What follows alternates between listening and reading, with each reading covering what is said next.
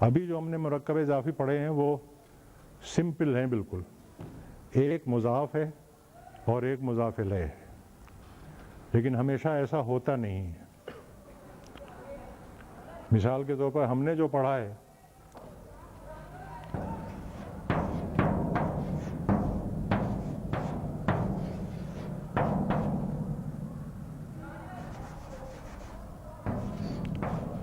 وزیر کا گھر، اس میں مضاف کہاں ہے اور مضاف الیہ کہاں ہے؟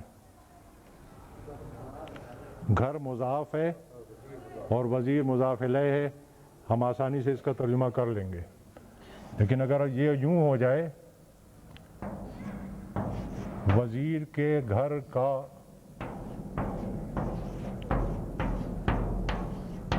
دروازہ، تو اب سچویشن یہ ہے کہ دروازہ یہ تو مضاف ہے، وزیر مضاف الیہ ہے، یہ گھر کیا ہے؟ یہ اس کے لیے مضاف ہے اور اس کے لیے مضاف الیہ ہے۔ ہاں، اس کے دو رخ ہیں۔ اگر صرف اتنا دیکھیں وزیر کا گھر تو یہ وزیر کا مضاف الیہ ہے، اور اگر اتنا دیکھیں گھر کا دروازہ تو یہ مضاف ہے۔ اس لیے درمیان میں جو آتا ہے یہ مضاف بھی ہے اور مضاف الیہ بھی ہے۔ مضاف کا اصول آپ پڑھ چکے کہ اس پہ لام تعریف نہیں آ سکتا اور تنوین نہیں آ سکتی۔ مضاف الیہ کا اصول آپ پڑھ چکے کہ جو مرضی آئے کر لو، اس نے جر نہیں چھوڑنی اپنی، یہ ہمیشہ علامت جر میں ہوگا۔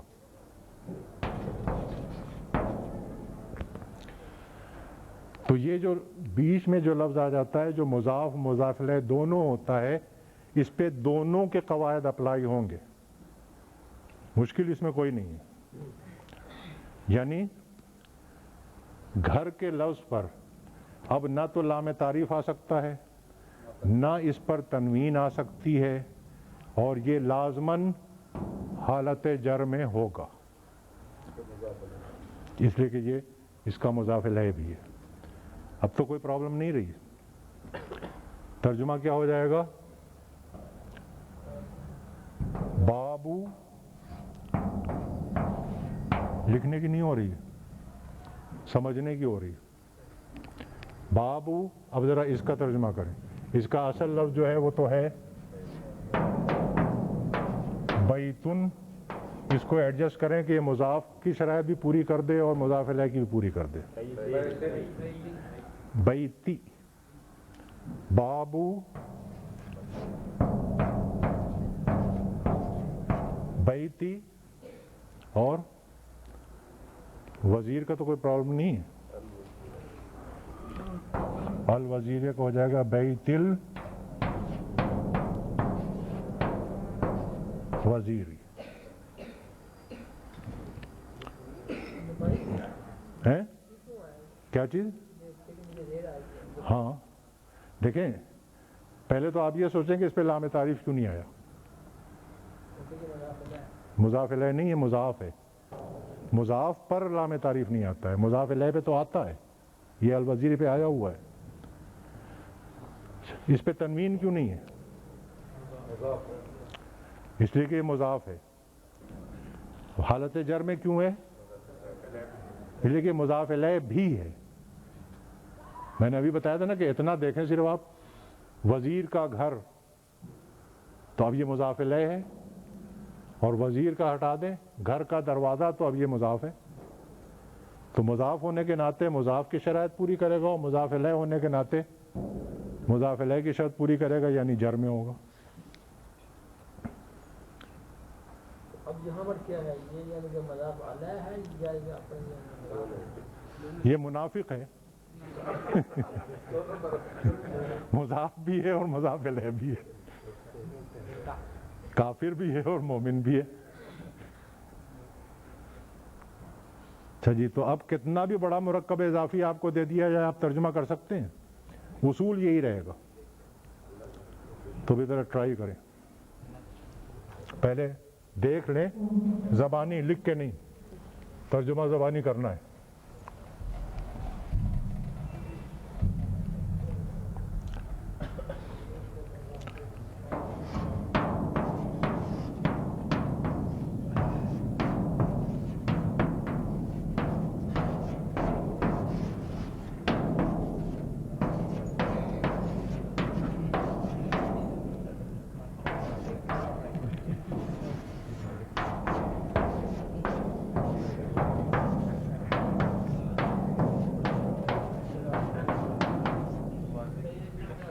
میں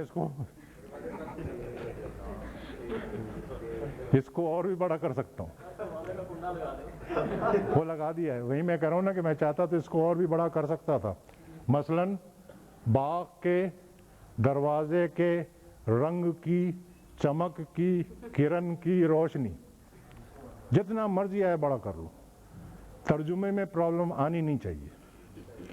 اصول وہی ہے کہ مرکب اضافی کو دم سے پکڑنا ہے، یہاں سے پکڑنا ہے. یہ جو ہے یہ کیا ہے؟ مضاف ہے. اور یہ جو ہے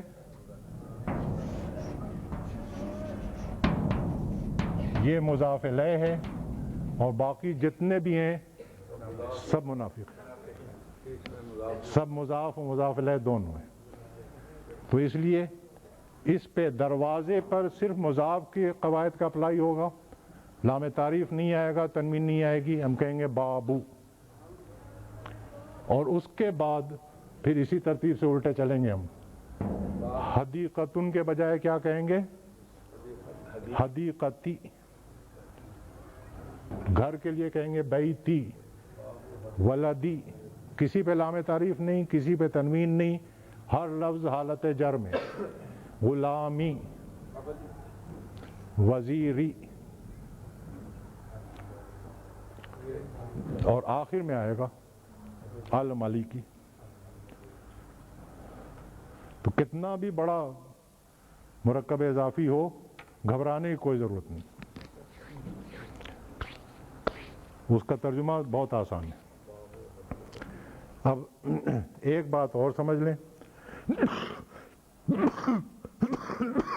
اس کو میں مٹا دوں ورنہ آپ لوگ کا ذہن ادھر ہی لگا رہے گا.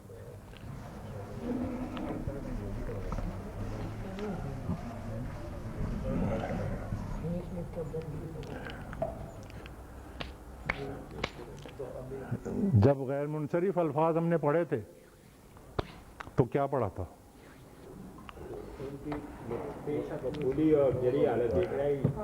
مفعولی کون سی حالت ہوتی ہے جی؟ عربی میں تو نہیں ہوتی. نسبی. نسبی اور جری ایک ہی حالت ہوتی ہے، اور اس میں زبر آتی ہے، زیر نہیں آتی. سر آپس میں باتیں کر لیں یا مجھے بات کر لینے دیں، کیا فیصلہ ہوا؟ میں کروں؟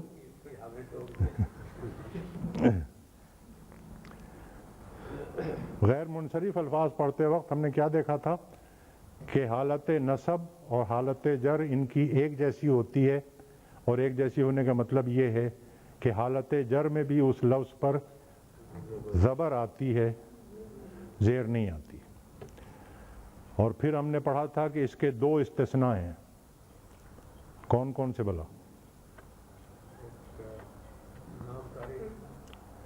اس وقت یہی پڑھا تھا کہ دو استثناء ہے، ایک ہم ابھی پڑھ رہے ہیں اور ایک آگے چل کے پڑھیں گے.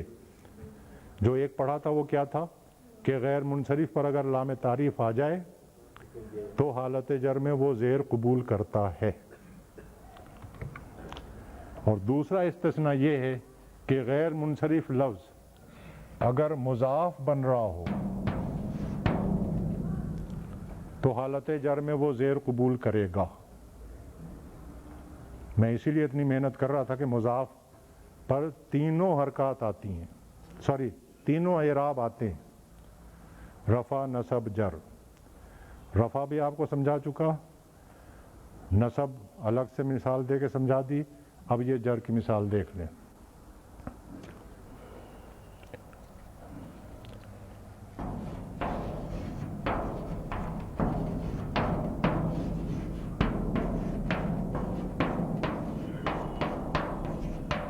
کیا ترجمہ ہوگا؟ بابو دروازہ یہ مضاف ہے اور یہ مضاف بھی ہے مضاف الیہ بھی ہے، تو ہم کہیں گے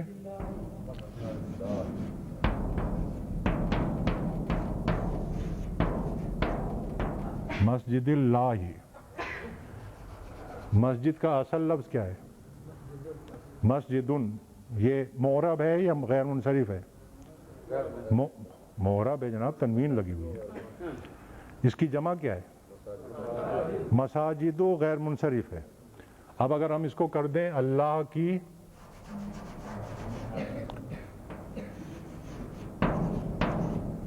مسجدوں کے دروازے، تو اب کیا ہو جائے گا؟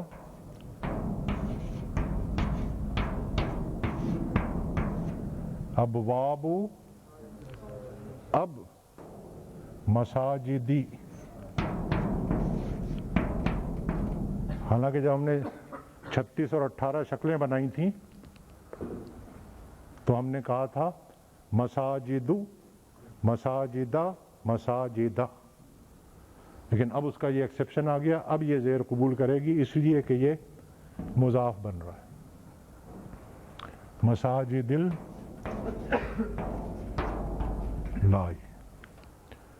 اب یہ پوائنٹ کلیئر ہو گیا کہ مضاف پر تینوں اعراب آتے ہیں، رفع بھی آئے گی، نصب بھی آئے گی، جر بھی آئے گی، جیسی ضرورت ہوگی، جو بھی ریزن ہوگا اس کے حساب سے۔ اور جب کوئی ریزن نہیں ہوگا تو پھر ہم اس کو رفع میں رکھیں گے، کولڈ اسٹوریج میں۔ چلیں جی، انشاءاللہ اب یہ مغرب کے بعد ہم اس کی مشق کریں گے اور بات کو سمجھنے کی کوشش کریں۔ دیکھیں جی، مرکب اضافی میں ایک اصول اور ہے کہ عام طور پر مضاف اور مضاف الیہ کے درمیان کوئی لفظ نہیں آتا۔ عام طور پر کہ فقرہ نوٹ کیا آپ نے، اس کا مطلب کھڑکی کھلی رہنی چاہیے، اس کا مطلب یہ کہ کھڑکی نہ بند کریں، لیکن بالعموم یہی ہوتا ہے کہ مضاف اور مضاف الیہ کے درمیان کوئی لفظ نہیں آتا۔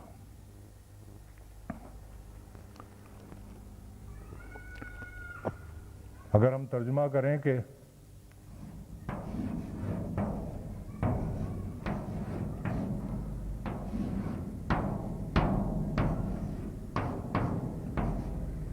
تو کیا ترجمہ ہوگا؟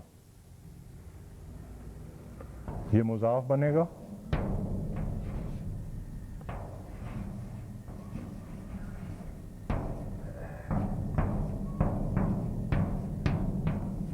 تلمیذ یہ مضاف الیہ بنے گا،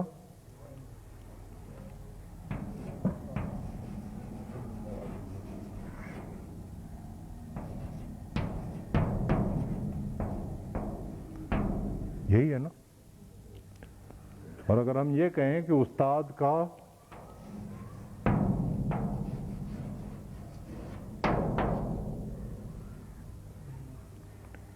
محنتی شاگرد، اب صفت لگانی ہے،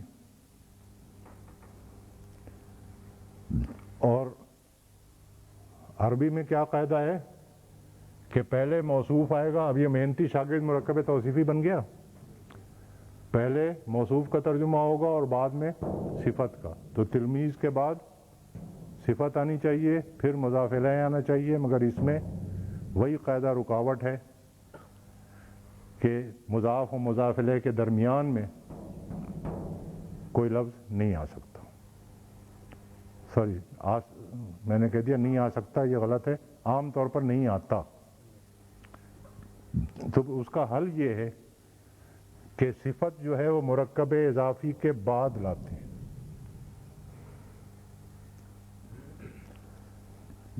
یعنی تلمیذ المعلمی ترجمہ کر لیں گے، اور اب تلمیذ کی صفت مرکب اضافی کے بعد آئے گی، اور وہ چاروں پہلوؤں سے موصوف کے تابع ہونی چاہیے۔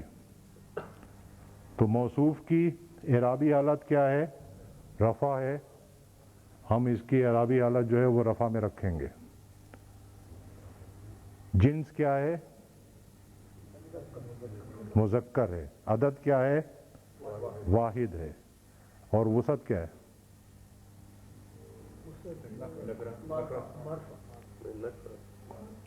الاسلام بھی نہیں ہے، اسم علم بھی نہیں ہے، ضمیر بھی نہیں ہے. تو یہی تو مسئلہ ہے کہ مضاف پر چونکہ الف لام بھی نہیں ہوتا ہے اور تنوین بھی نہیں ہوتی ہے، تو مضاف کی وسعت کیسے پہچانی جائے؟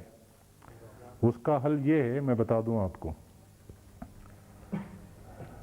استاد کا شاگرد، اب یہاں پہ استاد کے ساتھ کوئی علامت نکرہ نہیں تھی تو ہم نے المعلمی کیا. اگر ہم یہ کریں کہ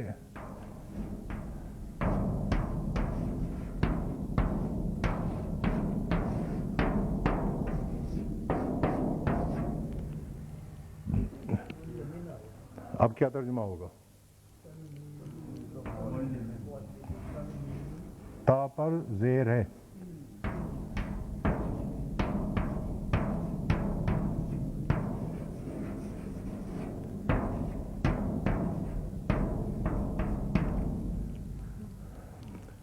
تلمیذ کی دونوں جگہ شکل ایک جیسی ہے. اس کو ہم پہچانتے ہیں کہ یہ کس کی طرف مضاف ہوا ہے.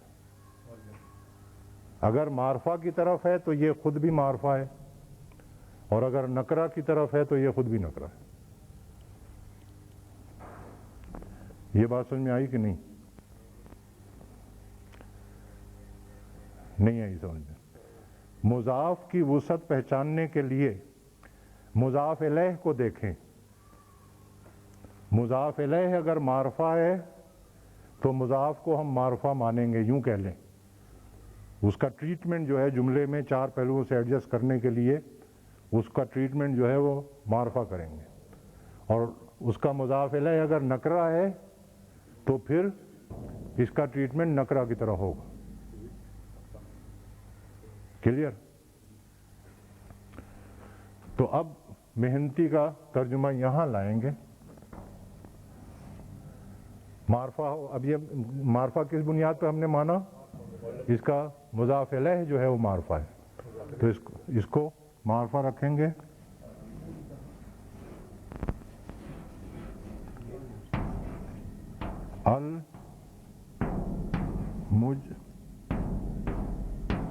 المجتہد، معرفہ تو ہو گیا، حالت رفع بھی ہو گئی، واحد بھی ہو گیا اور مذکر بھی ہو گیا. اب یہ ہے کہ ملا کے پڑھیں گے پیچھے سے تو یہ حمزۃ الوصل سائلنٹ ہو جائے گا.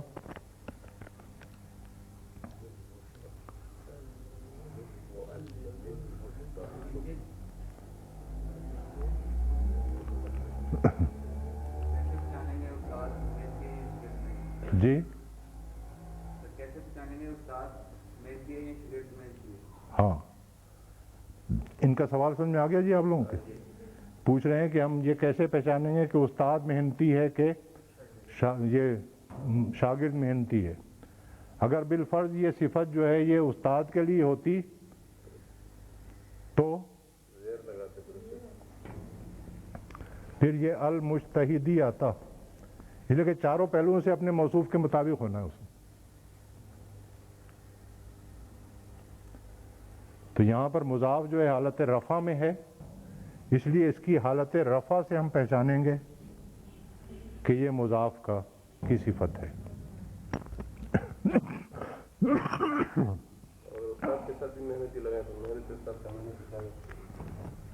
ایک منٹ یوں کر لینا.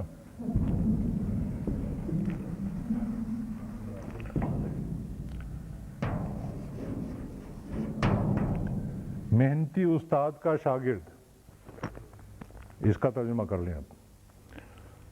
تو ایسے جو مرکب اضافی ہوں گے جس میں صفت ہوتی ہے، اس کے ترجمہ کرنے کا سب سے آسان طریقہ یہ ہے کہ صفت کو ایک مرتبہ نکال کے باہر کر دیں اور پہلے صرف مرکب اضافی کا ترجمہ کر لیں. تو محنتی کو چھوڑ دیں، استاد کا شاگرد کا ترجمہ کر لیں.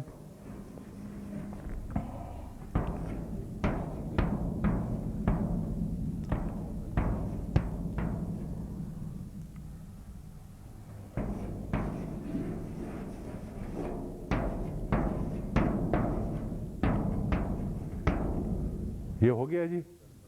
اب ہم نے محنتی کا ترجمہ کرنا ہے. محنتی کس کی صفت ہے؟ استاد کی. اب محنتی کے لفظ کو چاروں پہلوؤں سے المعلمی کے مطابق ہونا چاہیے. تو اس کے بعد ہم لگائیں گے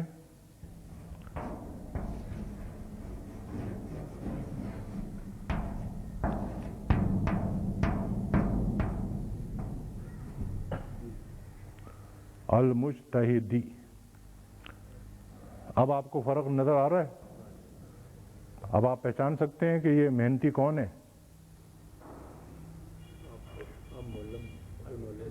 صرف جو ہے وہ اس کی صرف ہے استاد کی یا شاگرد کی، اس کے حساب سے اس میں چاروں پہلوؤں یہ تو ہم نے نہیں، یہ تو ہم بالکل شروع میں پڑھائے ہیں. مرکب توصیفی کا پہلا قاعدہ یہی تھا کہ صفت جو ہے وہ چاروں پہلوؤں سے اپنے موصوف کے تابع ہوگی. تو اعرابی حالت سے وہ پکڑی جاتی ہے کہ کس کی صفت ہے. اسی کو یوں کر لیں،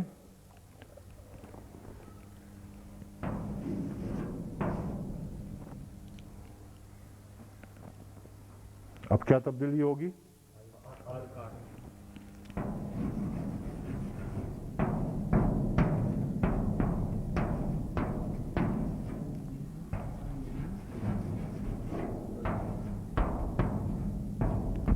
معلمین. اب صفت جو ہے محنتی وہ چاروں پہلوؤں سے اس کے مطابق ہونی چاہیے. تو ہم کہیں گے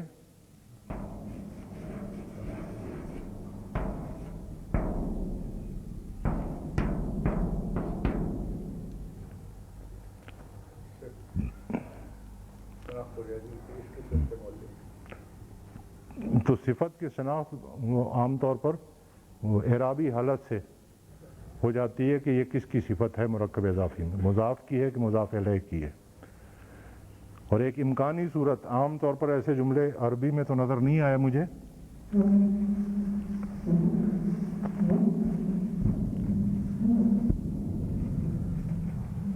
شاید اس لیے کہ عربی لوگ جو ہیں وہ صفت تسلیم کرنے میں خاصے کنجوس ہیں، لیکن اردو میں ہوتا ہے.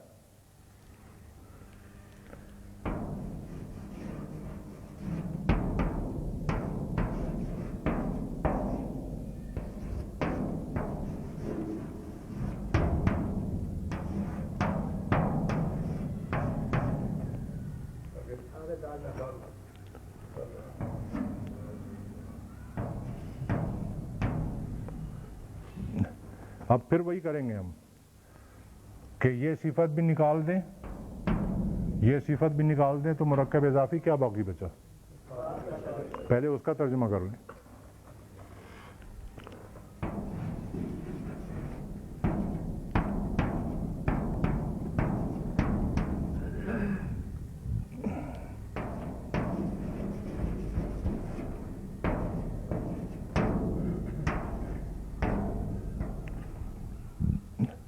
اب دونوں صفتیں لگانی ہیں.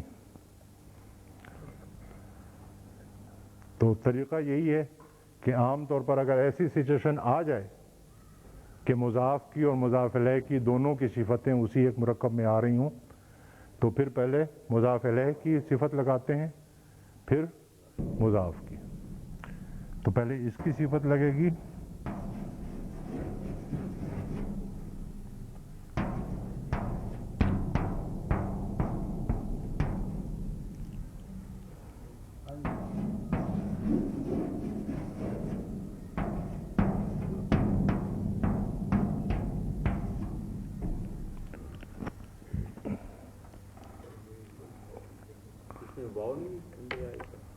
نہیں واو نہیں آئے گا، اس لیے کہ اردو میں بھی آپ دیکھیں کہ واو کہاں ہے. وہ تو دو صفتیں ہیں، دو، ایک مضاف کی ہے اور ایک مضاف الیہ کی ہے.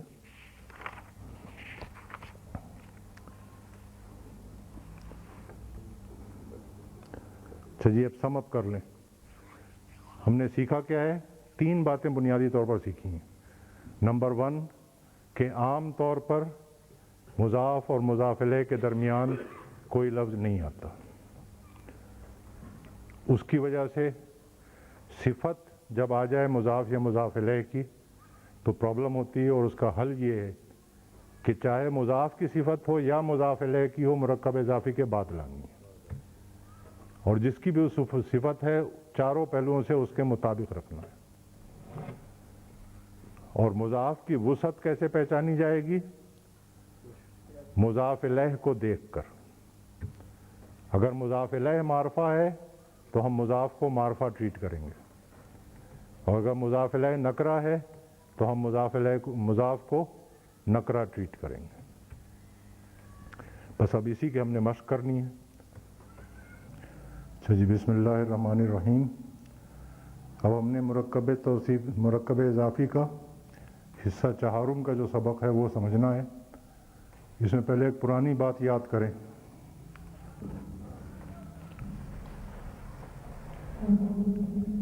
بالکل شروع میں جب ہم نے اعرابی حالت سمجھی تھی تو ہم نے یہ دیکھا تھا کہ حالت رفع میں ہر لفظ کے آخر پر دو پیش آتی ہے، نصب میں دو زبر آتی ہے، الف کا اضافہ ہوتا ہے، اور جر میں دو زیریں آتی ہیں۔ اور اس وقت ہم نے کہا تھا کہ ابھی اور بھی علامتیں ہیں، ہم پڑھیں گے۔ اور جب تمام علامتیں پڑھ لی ہم نے تو کیا علامتیں پڑھی تھیں؟ 5 تھیں۔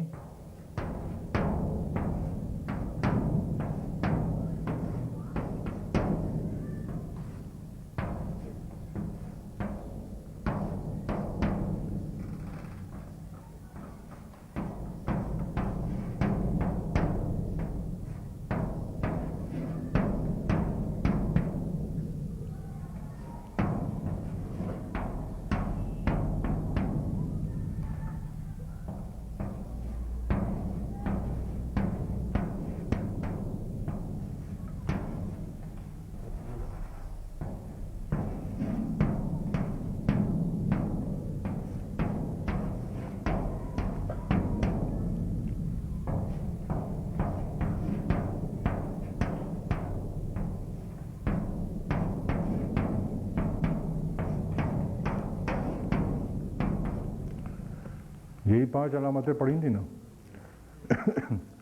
اس میں نون کہاں کہاں آتا ہے؟ نون تثنیہ کی حالت رفع اور نصب اور جر میں، اور نمبر 2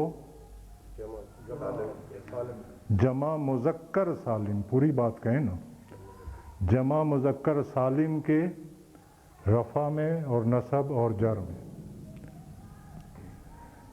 یہ جو نون ہے یہ نون اعرابی کہلاتے ہیں، اور اس کی وجہ اب آپ سمجھ سکتے ہیں کہ اس کا یہ نام کیوں ہے۔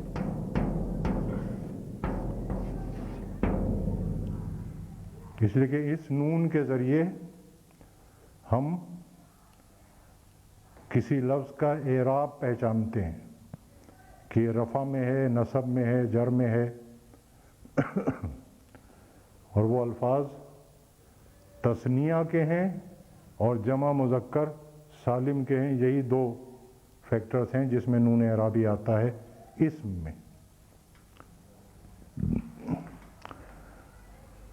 اب قاعدہ یہ ہے کہ جب کوئی اسم مضاف بنتا ہے تو اس کا نون اعرابی جو ہے وہ گر جاتا ہے۔ اس کی مثال دیکھ لیں۔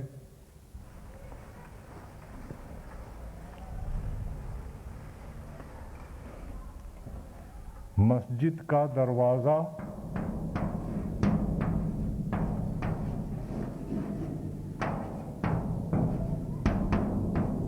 باب المسجد، لیکن ہم کہیں اگر کہ مسجد کے 2 دروازے، تو سیدھا حساب جو تھا وہ تو یہ تھا کہ ہونا چاہیے تھا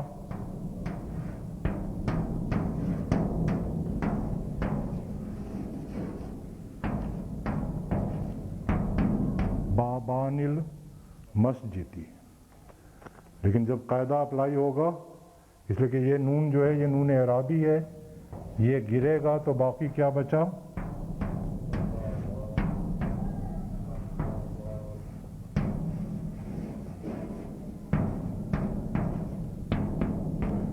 باب المسجدی۔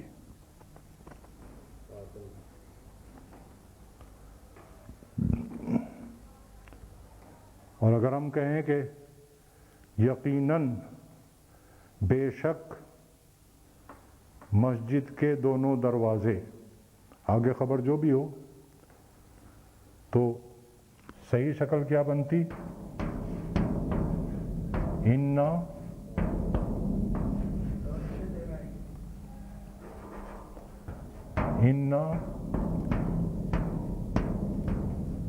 بابین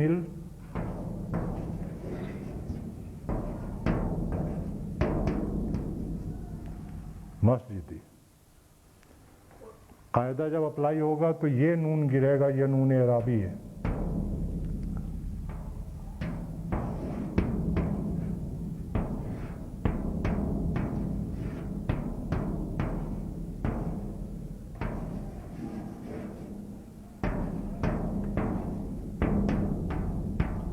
یہ باقی بچا، اب اس کو کس طرح پڑھیں گے؟ کوئی قاعدہ یاد ہے کہ بھول گئے وہ بھی؟ ساکن کو اگر آگے ملانا ہو تو عام طور پر زور کس پہ ہے؟ عام طور پر، یہ بات یاد رکھیے گا، عام طور پر کسرہ دے کے ملاتے ہیں تو ہم کہیں گے اِنَّا بابی المسجد۔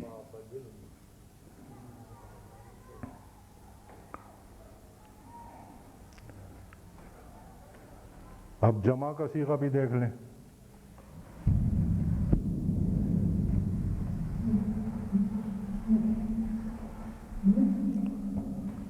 کہنا چاہتے ہیں مسجد کے مسلمان، تو سیدھا حساب جو بنتا ہے وہ تو بنتا ہے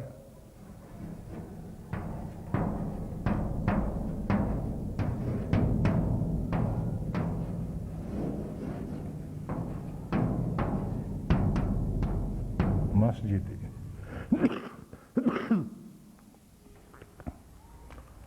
اب یہ نون اعرابی گرے گا،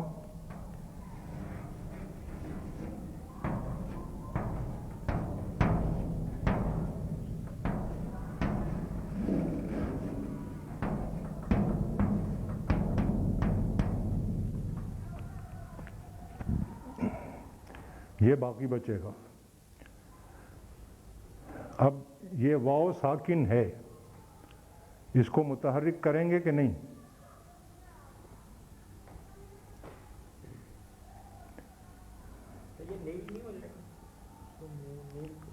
کیا ہو جائے گا؟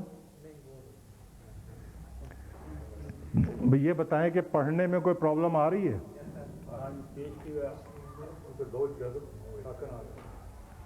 پڑھنے میں کوئی پرابلم نہیں ہے، مسلم المسجد،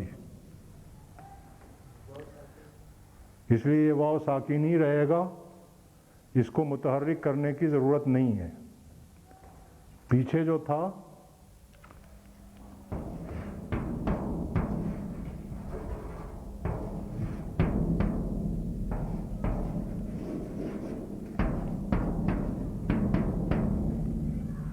اس کو پڑھنے میں پرابلم آ رہی تھی، بابئی، اب پھر آگے ملانا، اگر اس کو سائلنٹ کر کے بابل کریں تو وہ جو رفع کا صیغہ تھا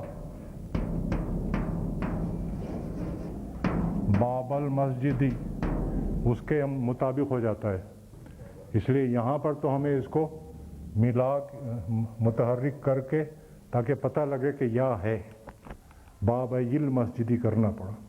یہاں پر واو سے پہلے پیش ہے اور اس کو ملانے میں واو کی آواز خود شامل ہے واو میں، پیش میں، اس لیے اس کو متحرک کرنے کی ضرورت نہیں ہے، ہم اس کو ایسے ہی مسلم المسجدی کہیں گے۔ اور چاہے یہ سکون کی علامت لکھی جائے اس طرح سے، چاہے اس کو خالی چھوڑ دیا جائے، کوئی فرق نہیں پڑتا، لیکن متحرک نہیں کریں گے۔ اس کے تجوید میں پھر کیا فرق ہو جائے؟ صرف مسلم المسجد اور مسلم المسجد میں تلفظ میں پھر مسلم المسجدی، جی، اور صرف ایک مسلمان ہے تو اس کا بھی تو مسلم ہے، تو یہ مسلم جمع ہے، اس کی تلفظ میں فرق ہے۔ ایک مسلم، اچھا، ایک اور جمع میں، وہ عام طور پر جو مطلب جملے کا جب استعمال ہوتا ہے تو اس میں پتہ لگ جاتا ہے کہ یہ جمع کے لیے ہے یا واحد کے لیے ہے۔ اسی طرح سے اگر ہم اس سے پہلے ان نہ لگائیں، یقیناً مسجد کے مسلمان، تو یہ بنتا تھا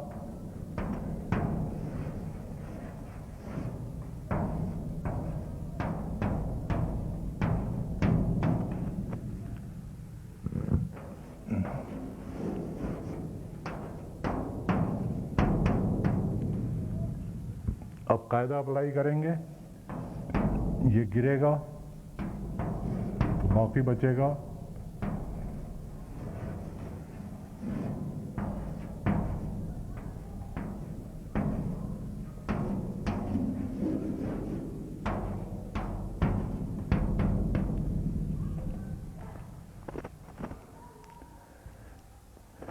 یہاں بھی وہی صورت ہے۔ اب یا کو متحرک کرنے کی ضرورت نہیں ہے، اس لیے کہ ما قبل کسرہ ہونے کی وجہ سے یہ یا کی آواز خود اس میں شامل ہو رہی ہے۔ انا مسلم المسجد، چاہے اس طرح لکھیں چاہے اس کے بغیر لکھیں، اس سے کوئی فرق نہیں پڑتا۔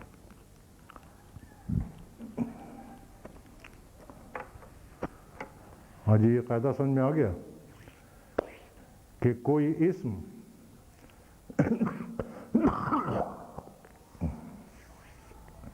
جب مضاف بنے گا تو اس کا نون اعرابی گر جائے گا، قاعدہ تو یہ ہے۔ لیکن اس کا اطلاق ظاہر ہے کہ جیسے میں نے بھی آپ کو نقشہ بنا کے بتایا تھا، صرف دو جگہوں پر ہوگا، تثنیہ کے صیغے میں ہوگا اور جمع مذکر سالم کے صیغے میں ہوگا۔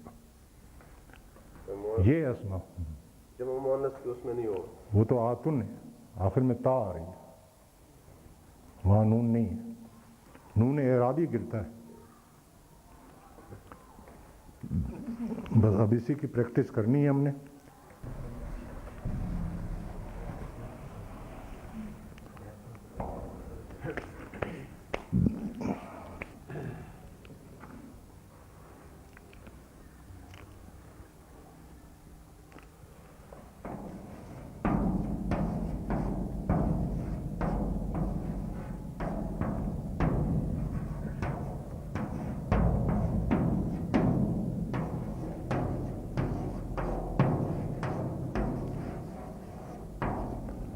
پہلے تو اس کا ترجمہ کر دیں مجھے۔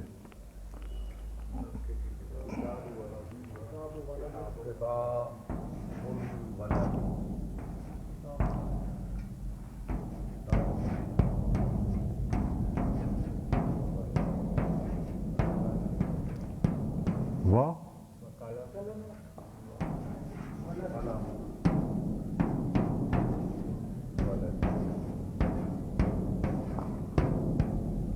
یہ ہو گیا ترجمہ، یہ صحیح ہے؟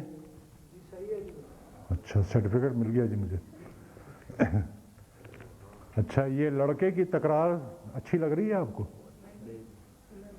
اردو میں کیا طریقہ ہے؟ اس لڑکے کی جگہ اب آئے گا اس، تو عربی میں بھی یہ تکرار اچھی نہیں لگتی ہے، تو ہم ترجمہ کریں گے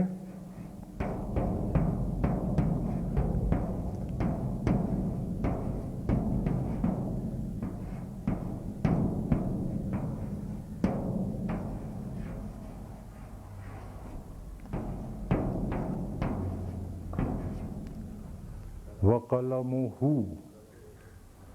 اب یہ ہو جو ہے یہ کس کا قائم مقام ہے؟ الولدی کا۔ یہ الولدی یہاں کیا تھا؟ مضاف الیہ تھا اور حالت جر میں تھا، تو اس کا قائم مقام بھی، یہ تو ہم پڑھ چکے ہیں نا کہ ضمیریں جتنی بھی ہوتی ہیں سب مبنی ہوتی ہیں، لیکن یہ جو ضمیریں ہیں اب چونکہ زیادہ تر یہ مضاف الیہ بن کے آتی ہیں، اس لیے ان کو ہم حالت جر میں مانتے ہیں۔ یہاں پر اس کو ہم کہتے ہیں محلن، موقع محل کے لحاظ سے محلن۔ تو یہ ضمیر جو ہے اب یہاں پر محلاً حالت جر میں ہے.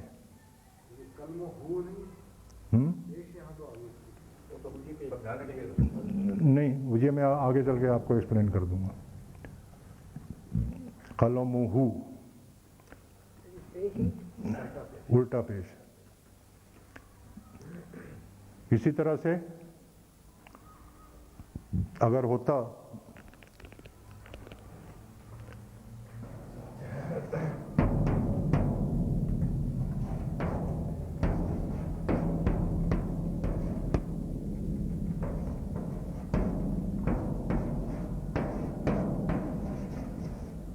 بچی کی کتاب اور اس کا قلم، تو ہم ترجمہ کرتے کتاب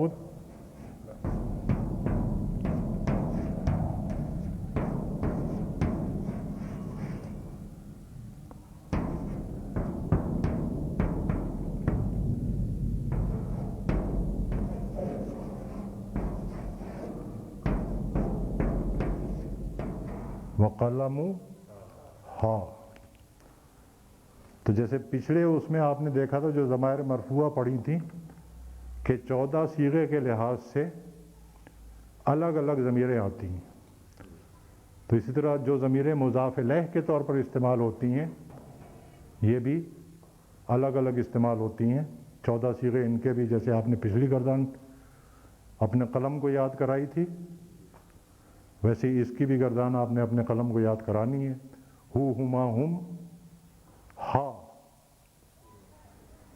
ہا ہما ہن، کا کما کم، کی کما کن، یا نا. وہ کچھ کامن ہے، تھوڑے سے وہ پہلے جو 6 صیغے اس میں کامن ہے 4، باقی فرق ہے. وہاں پہ ہو کی جگہ ہوا تھا، ہا کی جگہ ہیا تھا. ہما ہم اور ہما ہن یہ 4 کامن ہیں. اس کے بعد انتما مخاطب سے چینج ہو جاتا ہے، انتا کے بجائے کا کما کم، کی کما کننا، اور یا اور نا.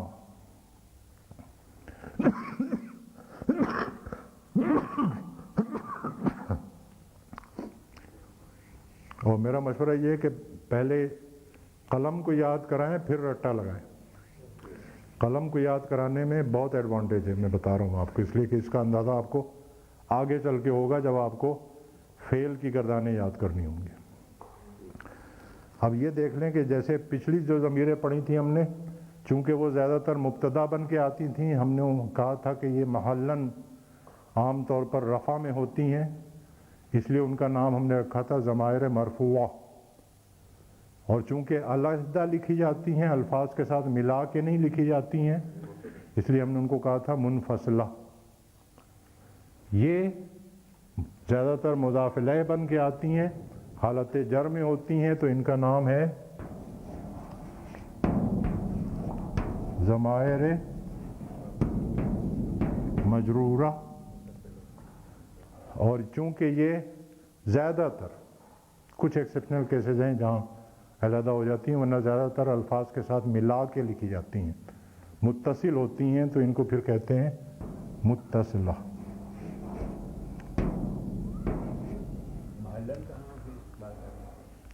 وہ تو ہم آپس میں بات کریں گے.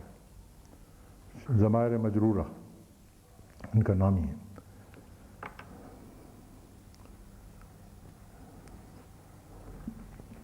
یہاں تک بات سمجھ میں آ گئی ہے. ان کا استعمال، اب اس میں چند چیزیں اور سمجھنی ہیں ابھی ہم نے.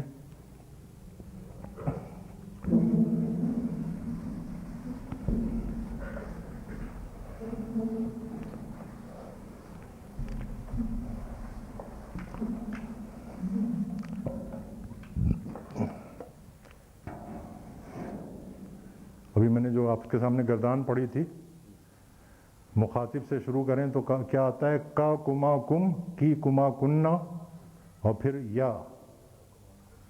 یہ کیا صیغہ بنا؟ واحد متکلم، میرا یا میری. اس کی ایک بڑی عجیب خاصیت ہے. اگر میں کہنا چاہوں کہ میری کتاب، اور مبتدا ہے یہ میری کتاب، آگے خبر آ رہی ہے میری کتاب نہیں ہے، تو مبتدا ہونے کی وجہ سے حالت رفع میں رکھیں گے اور کس کو رکھیں گے؟ مضاف کو۔ میری کتاب میں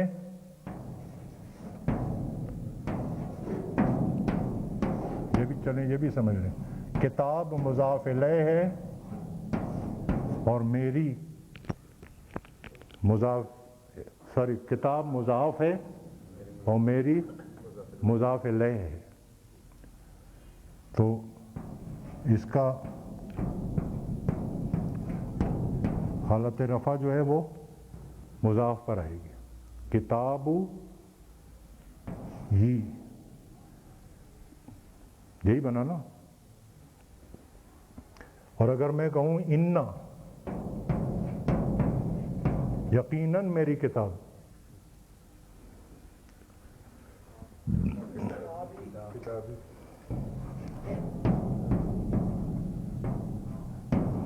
تو یہ بنے گا کتابہ ہی، وہ ابھی بتا دیتا ہوں، لکھنے میں تو آپ سمجھ لینا کہ۔ اور اگر میں یہ کہوں کہ میری کتاب کا ورق نیا ہے، تو ورق، اب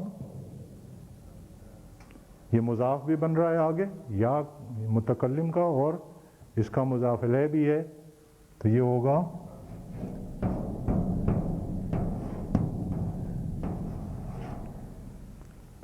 یہی بنا۔ اس کو پڑھنے میں کوئی پرابلم نہیں ہے، ہم اس کو پڑھیں گے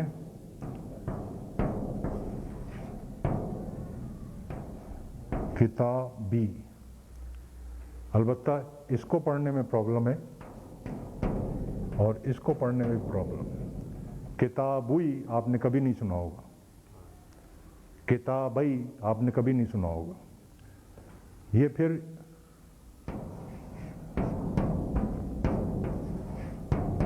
سارے اسی طرح پڑھے جاتے ہیں۔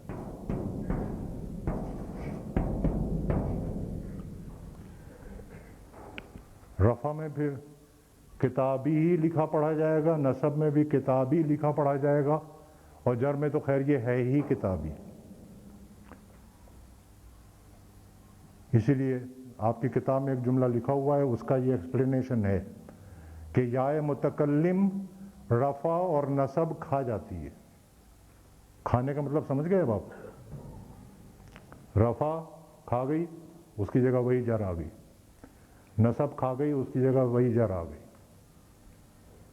یائے متکلم کی یہ خاصیت ہے کہ وہ اپنے مضاف کی، جگہ مضاف الیہ بن کے آئے گی، اپنے مضاف کی رفع اور نصب کھا جائے گی۔ جس طرح آپ نے پیچھے ضمائر مرفوعہ میں دیکھا تھا، ایک ایکسیپشن تھا، وہ بھی واحد متکلم میں ہی تھا، لکھتے ہیں انا اور پڑھتے ہیں انا۔ اسی طرح سے یہ متکلم میں جو یہ ہے کہ یہ اپنے مضاف کی رفع نصب کھا جائے گی۔ یہ رفع نصب جب تینوں حالتوں میں یا متکلم جس لفظ پہ بھی آئے گی، رفع نصب جر میں تینوں حالتوں میں یہ اسی طرح پڑھا جائے گا، حالت جر کی طرح۔ اور جملے کے کنسٹرکشن سے پھر ہم پتہ کرتے ہیں کہ یہاں پر یہ مرکب جو ہے یہ رفع میں ہے کہ نصب میں ہے کہ جر میں ہے۔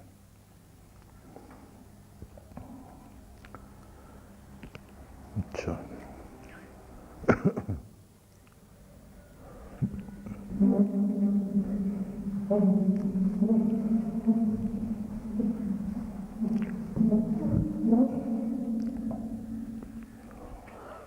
اردو میں ہم کہتے ہیں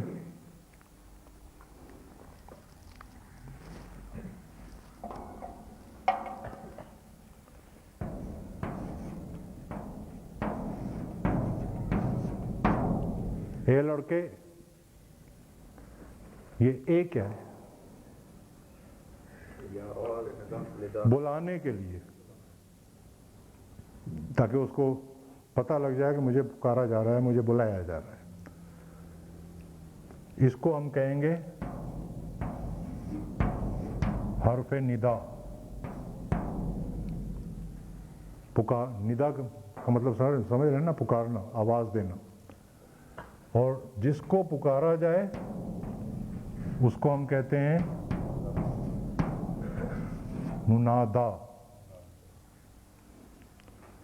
تو اردو میں تو عام طور پر ایک لفظ استعمال ہوتا ہے، عربی میں کیا استعمال ہوتا ہے؟ یا. حرف ندا جو ہے وہ یا ہے.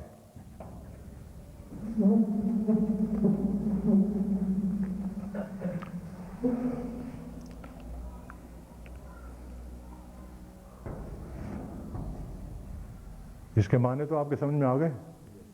پکارنے کے لیے اردو میں جو بھی لفظ ہو، اے.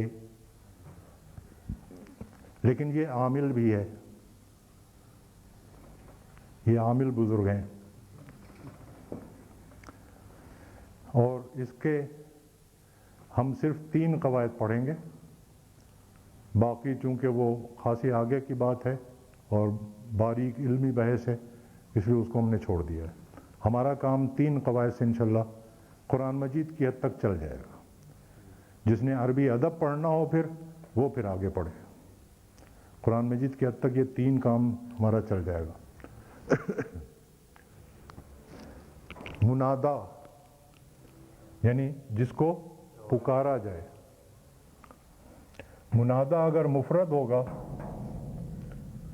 تو یا کا عمل یہ ہوگا کہ اس پہ سے تنوین ختم ہو جائے گی. جیسے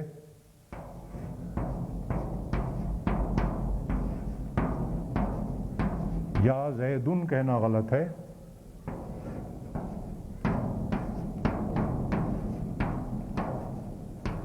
یا زیدو کہیں گے.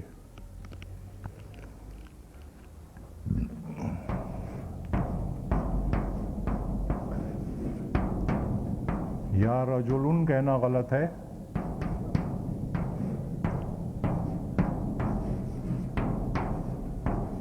یا رجلو کہیں گے.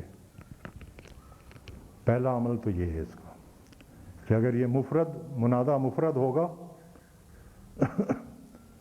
تو تنوین ختم ہو جائے گی، صرف ایک رفع باقی بچے گی. دوسرا یہ کہ منادا اگر معرف باللام ہو، یعنی لام تعریف لگا ہو. معرفہ کہنا غلط ہے، یہی تو میں سمجھ، اسی لیے میں تھوڑا سا رکا تھا. ابھی دیکھیں ہم نے مثال دی تھی یا زیدن. اب یہ زیدن معرفہ ہے کہ نکرہ ہے؟ معرفہ ہے، تو تنوین ہے. اس نے اپنا عمل کیا کہ تنوین ختم کر دی، زیدو کر دیا. اب دوسرا عمل جو ہے وہ اس لفظ پر جس پہ لام تعریف لگا ہوا ہے، معرف باللام. جیسے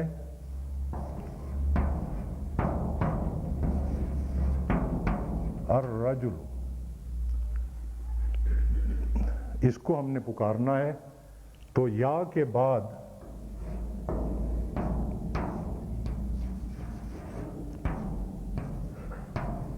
ایہا آئے گا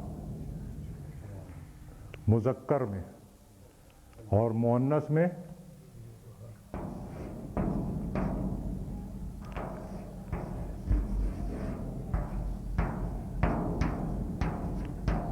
یا ایتوہا آئے گا.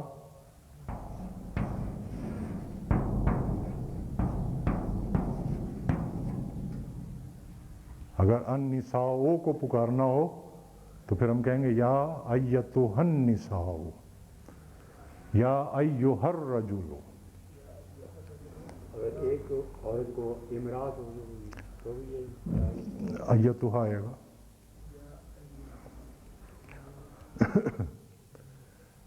دو عمل ہو گئے ان کے. تیسرا عمل جمع اور تسنیہ میں بھی یہی رہے. ہاں یہ تو کہ منادا اگر مرکب اضافی ہے، جیسے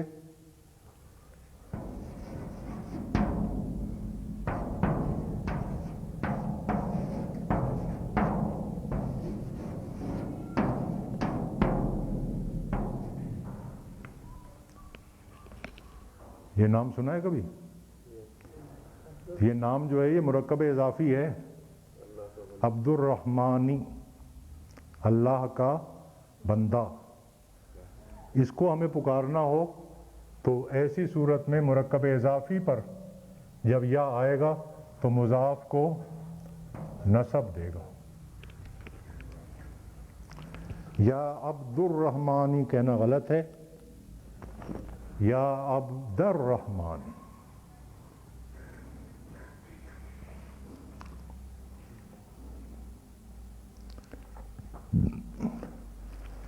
اور عربی کا ایک اسلوب یہ بھی ہے کہ اگر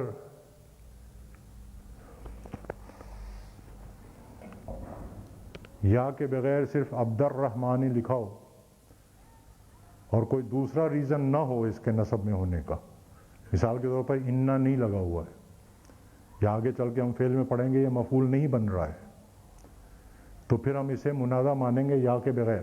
یہ نصب بتا رہی ہے. وہ کبھی آپ ورکشاپ میں گاڑی ٹھیک کرانے جائیں تو جب وہ بڑا مستری اپنے وہ چھوٹے بچے ہوتے ہیں نا ٹریننگ، انڈر ٹریننگ، ان سے کوئی کام کہیں گے تو کہیں گے چھوٹے ذرا یہ پکڑا دے، چھوٹے ذرا یہ لے لے. لیکن جب چھوٹے کو بلانا ہوگا تو کیا کہے گا؟ چھوٹے. اور یہ جو اس نے اے کو کھینچا ہے یہ کیا ہے؟ یہ اشارہ ہے کہ اس کو بلایا گیا ہے، وہ سمجھ جائے گا. اسی طرح سے عربی کا اسلوب یہ ہے کہ یا کے بغیر اگر آپ کہیں گے عبد الرحمن تو معلوم ہو جائے گا کہ اب اس کو بلایا گیا ہے، منادہ ہے اب وہ. یہ 3 عمل ہیں اس کے، اور اس حساب سے تو انشاءاللہ قرآن مجید جب پڑھیں گے تو مشق ہو جائے گی، لیکن دعاؤں میں بہت آتا ہے.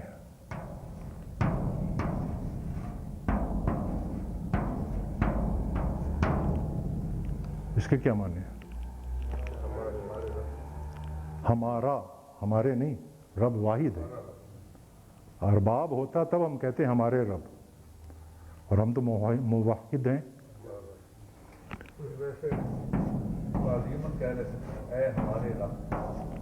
نہیں، اے یہاں نہیں لگے گا. دیٹ از واٹ آئی مین.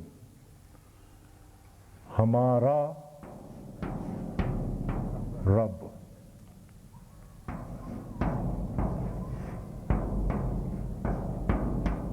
اب کیا ترجمہ ہوگا؟ اے ہمارے رب.